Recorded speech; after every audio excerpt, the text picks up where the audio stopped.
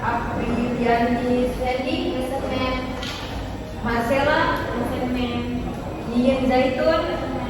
Oke.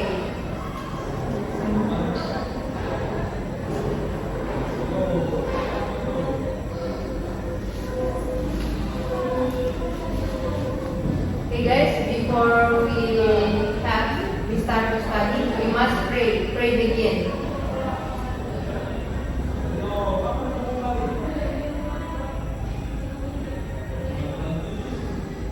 Pray finish. In this class, guys, I have the rule. The rule is when I say class, you are immediately clap your hands twice. So we try it. Let's try. Yes. Okay. Class. Again. Repeat. Class.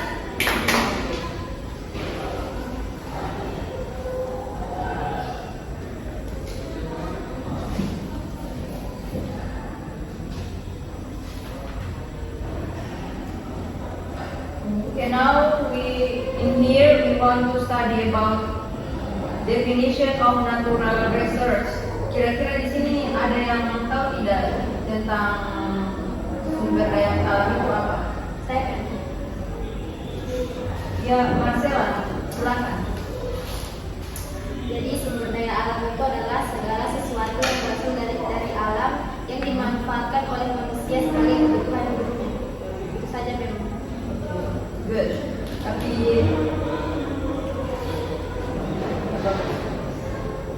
di sini saya ingin menambahkan, jadi natural resource ini adalah potensial derived from nature, it can be used by human to fulfill their needs.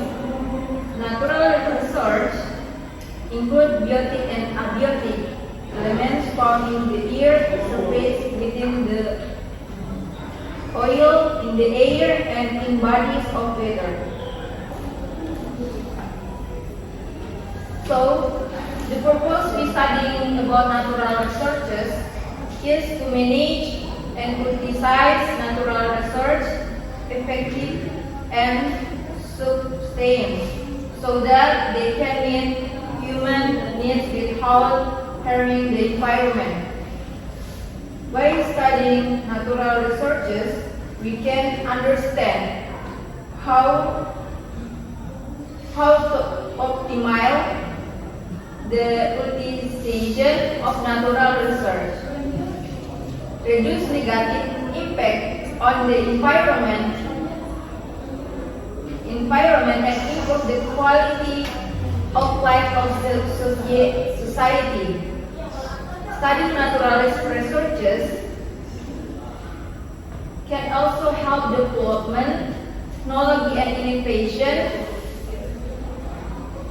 to increase efficiency and effectiveness in the utilization of natural resources, so they can meet the needs of current and future generation without sacrificing environment sustainability. Sekarang Mem akan explain about jenis-jenis dari natural research. Now Mem will explain about natural research can be classified into several types. Namely, 1. Biotic natural research. Natural research that come from living organisms such as forests, animal, fluids, and plants. And natural research abiotic, like to do not come from living organisms such as like mineral, coal, petroleum, natural gas, and natural researchers have natural have renewable and non-renewable. And renewable natural research that can be natural refrains such as weather, air, solar energy, wind. And if we talk about non-renewable, like natural research, it's like petroleum, coal, natural gas, and mineral. So that's the explaining about classification of natural research. Now in here, Mom, I will give you some questions. I will give you the paper and I give you time 5 minutes to finish the assignment.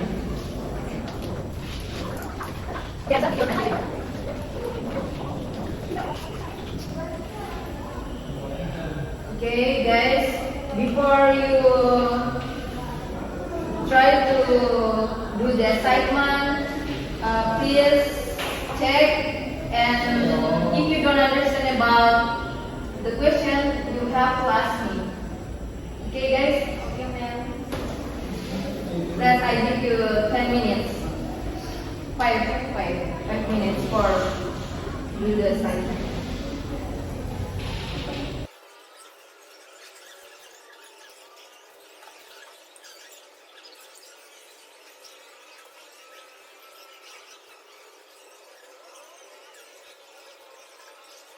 Oke, time waktu tersisa 3 menit lagi. Silakan.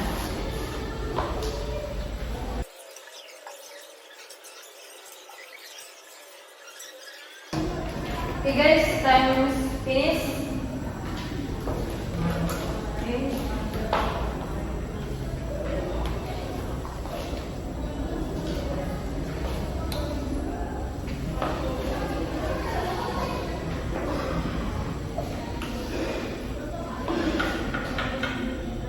Okay. Kira-kira bagaimana soalnya? Susah gampang atau susah sekali?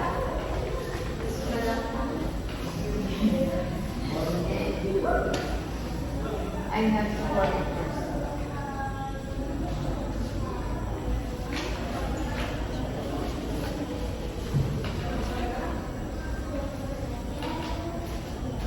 Marcela?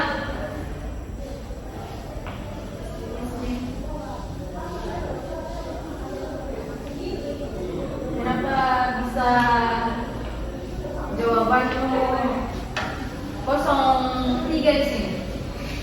Yang menjawab cuma 2. Kenapa? Ada yang kurang paham tentang materi tadi? Kira-kira di bagian mananya?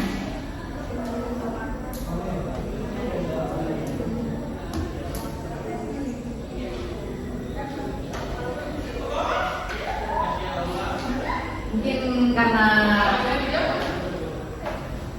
kurang belajar kah atau bagaimana? Ini yang jelas Ya, lain kali, another time, you have to study hard because this is the last exam. Yang nantinya ini nilaimu kalau begini terus nanti pasti akan mengaruhi nilai IPK kamu nanti. Jadi harus rajin belajar.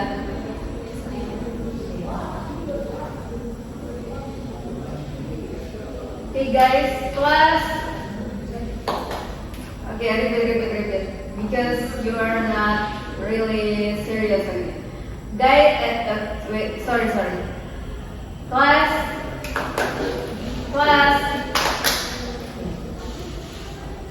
So, that's the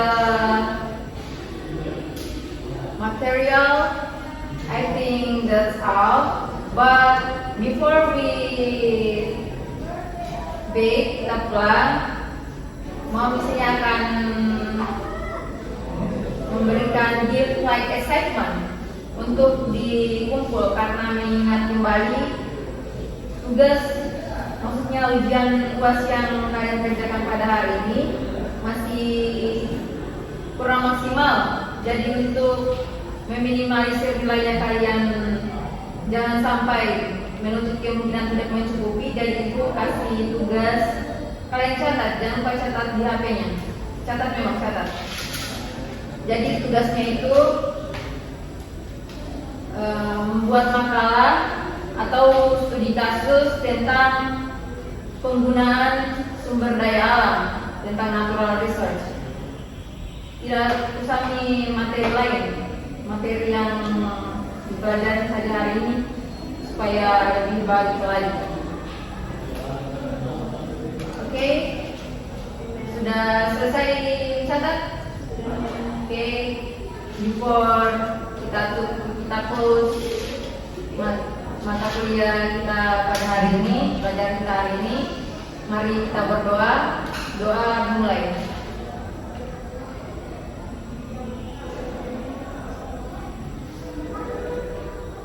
Doa selesai, finish. Okay, you can back now. Thank you, ma'am. Okay, see you guys. See you. Baik, Assalamualaikum warahmatullahi wabarakatuh. Saya Nisri Pratiwi, yaitu ketua kelompok 2. Jadi di sini sekarang saya bersama dengan Amor. sebagai tutor dari Bimbel 4GO. Saya akan menanyakan beberapa pertanyaan. Yang pertama, apa tantangan terbesar dalam mengajar bahasa Inggris? Tantangan terbesar ya dalam mengajar bahasa Inggris, mungkin pertama ini ya, kurang ilmu pengetahuan tentang bahasa Inggris itu sendiri kan, karena masih banyak juga siswa-siswa itu yang kurang tahu itu yang namanya bahasa Inggris dalam hal struktur terutama, kalau saya bilang ketidaktahuan mereka. Terus yang kedua, kurangnya minat dalam belajar bahasa Inggris, karena pertama mungkin kurangnya minat karena kembalinya dari ke guru-gurunya mereka dari sekolah kan, mereka pikir mereka dapat pembelajaran yang sangat kaku kan, jadi itu sudah menjadi salah satu tantangan terberat bagi saya kalau dalam mengajar bahasa Inggris. Kemudian, bagaimana cara Anda menjaga agar pembelajaran itu tetap relevan dan menarik bagi siswa? Mungkin pertama saya ingin sesuaikan saja dengan apa yang mereka mau kan. Pertama saya akan menyesuaikan dengan, contohnya kalau mereka suka yang sifatnya lebih ke fokus praktek, maka kita kebanyakan praktek saja, kita kurangi teori. Kalau mereka lebih sukanya teori, maka kita perbanyak dulu di teori, terus kita praktek itu. Terus kalau berbicara soal medianya juga, kita gunakan juga banyak media. Contohnya kita gunakan media-media yang mereka suka. Kalau misalnya siswa saya suka lagu sih kayak apa ya, kayak drama-drama Korea katakanlah, maka saya gunakan clips yang ada drama-drama Koreanya yang ada subtitle bahasa Inggrisnya. Kalau ada yang suka anime, maka saya pakai anime juga, potongan-potongan anime yang ada bahasa Inggrisnya juga, itu biar mereka seru belajarnya. Kemudian, metode apa yang paling sering Anda pakai untuk mengajar bahasa Inggris, dan dalam metode itu tantangan terbesarnya apa dalam memakai metode tersebut? Kayaknya ada itu yang namanya metode ya, kalau tidak salah, saya lupa di mata kuliah apa, ada namanya CLT kan, Communication Language Teaching gitu, yang dimana kita perbanyak komunikasi saja di situ. Dan ya, saya hanya cuma kebanyakan memperbanyak komunikasi karena yang pada dasarnya kita belajar ilmu bahasa itu kan ilmu praktek kan, beda dengan ya mohon maaf matematika dan ilmu-ilmu sains yang lainnya, yang kebanyakan hanya kita fokus ke teori dulu kan. Kalau bahasa kan otomatis kita praktek saja. Maka saya kebanyakan itu menggunakan yang tadi, yang CLT itu Communicative Language Teaching. Apa yang memotivasi Anda untuk mengajar bahasa Inggris? Motivasi ya, mungkin motivasi terbesar kayaknya ya, saya bukan sosok kelihatan kayak kelihatan formula atau apalah. Pokoknya ada salah satu, kalau tidak salah, di pembukaan Undang-Undang Dasar 45 itu kan, yang mencerdaskan kehidupan bangsa gitu. Ya, kayaknya itu saya motivasiku kayaknya. Itu saja, ini mencerdaskan kehidupan bangsa lewat bahasa Inggris. Oke, baik, terima kasih. Oke, assalamualaikum warahmatullahi wabarakatuh. Waalaikumsalam warahmatullahi wabarakatuh. Kali ini saya akan mewawancarai grup berapa ini? Grup 2. Oke, pertanyaan pertama tentang lesson plan. Apa judul materi ajar yang digunakan saat mengajar dan mengapa memilih topik itu? Materi ajar jenis-jenis jenis-jenis sumber daya alam. Kenapa kami ngambil itu? Karena untuk fondasi penting dalam wawasan mereka tentang sumber daya alam. Oke, apa tujuan pembelajaran? Tujuan pembelajaran itu untuk mengidentifikasi jenis-jenisnya dan menganalisis apa itu sumber daya alam di sekitarnya, di daerahnya. Oke. Selanjutnya metode apa yang diterapkan? Ceramah interaktif seperti guru menjelaskan kepada siswanya dan diskusi kelompok. Selanjutnya, jenis evaluasi apa yang digunakan dan alasannya memakai jenis tersebut? Jenis evaluasinya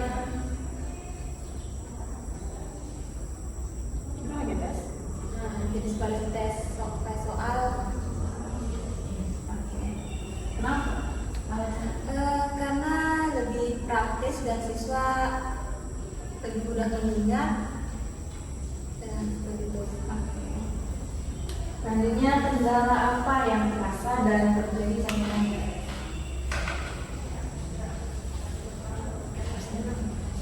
Kendala apa yang terasa dan terjadi sama mengajar? Kendalanya di sini ya tentunya dari mahasiswa yang kita pilih, karena kan bukan dari jurusannya kita, jadi kita harus pintar-pintar untuk menyesuaikan itu. Jadi itu kendalanya. Berapa lama tim project merumuskan lesson plan? 3 hari. Apa pengalaman mengajar yang diperoleh saat praktek mengajar di jurusan lain? Pengalaman mengajar yang diperoleh. Pengalaman mengajar, pengalaman itu sangat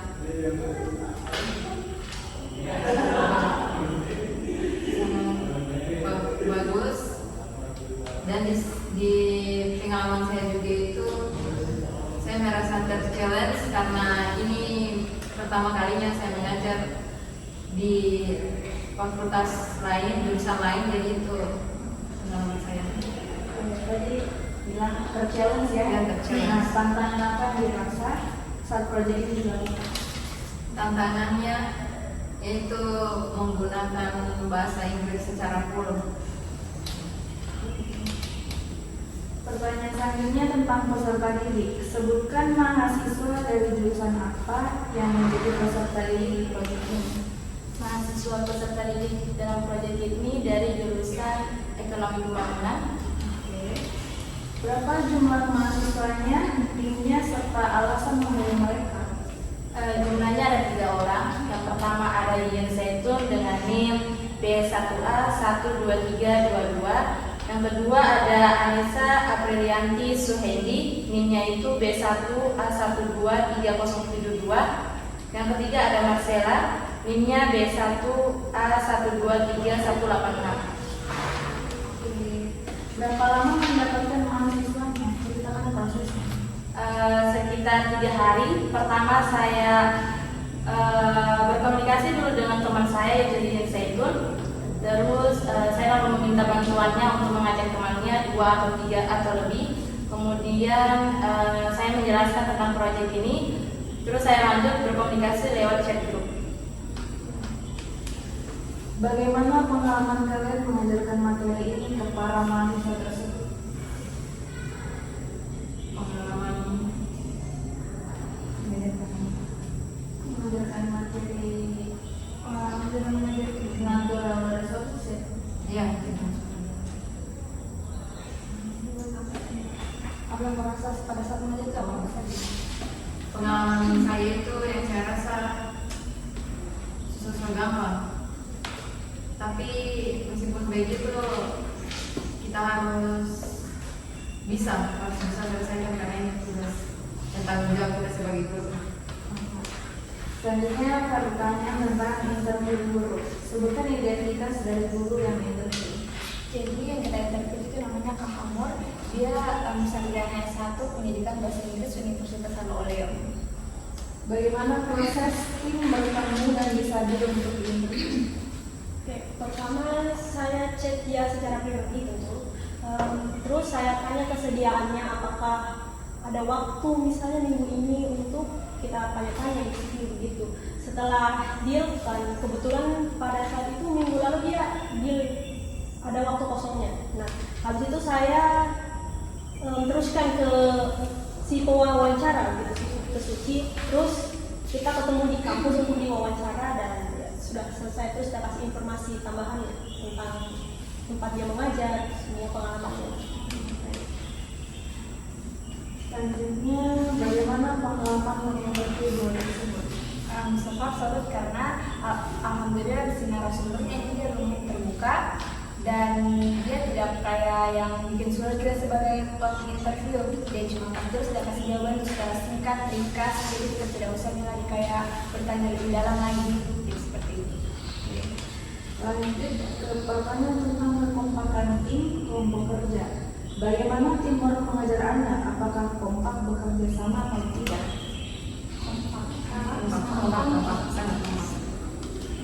Sebutkan peran masing-masing di teamwork teaching.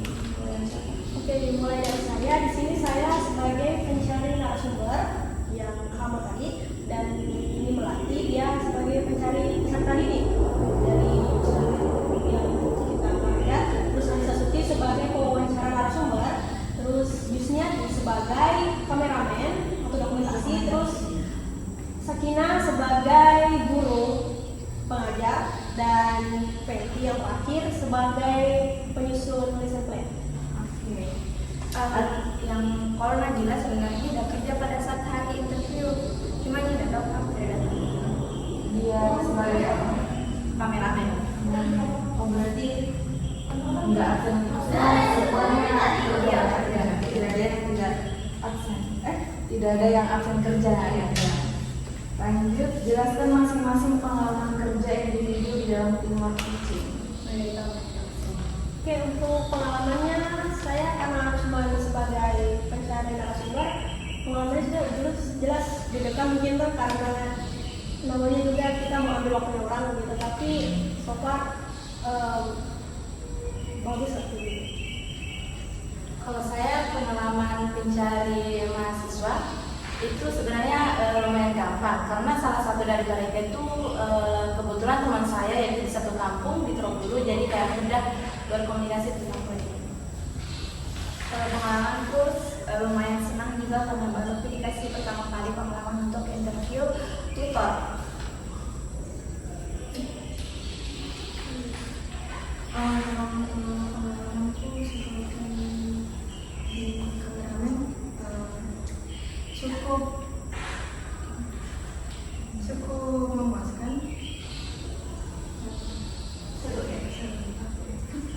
Kalau saya pengalaman dulu sebagai pengajar dan sebagai guru, yaitu saya sangat merasa senang sekali karena di sini saya juga dipercaya untuk jadi guru dan secara tidak langsung saya di sini sudah belajar nantinya kalau turun lapangan, jadi tidak ragu-ragu lagi untuk mengajar sebagai guru. Jadi Saya kurang sebenarnya buat lesson plan agak susah nampaknya, tapi ada bantuan dari ChatGPT dan penjelasan dari Men, jadi sudah agak mengerti dan bagus. Baik, terima kasih Bro 2 atas waktunya sudah wawancara.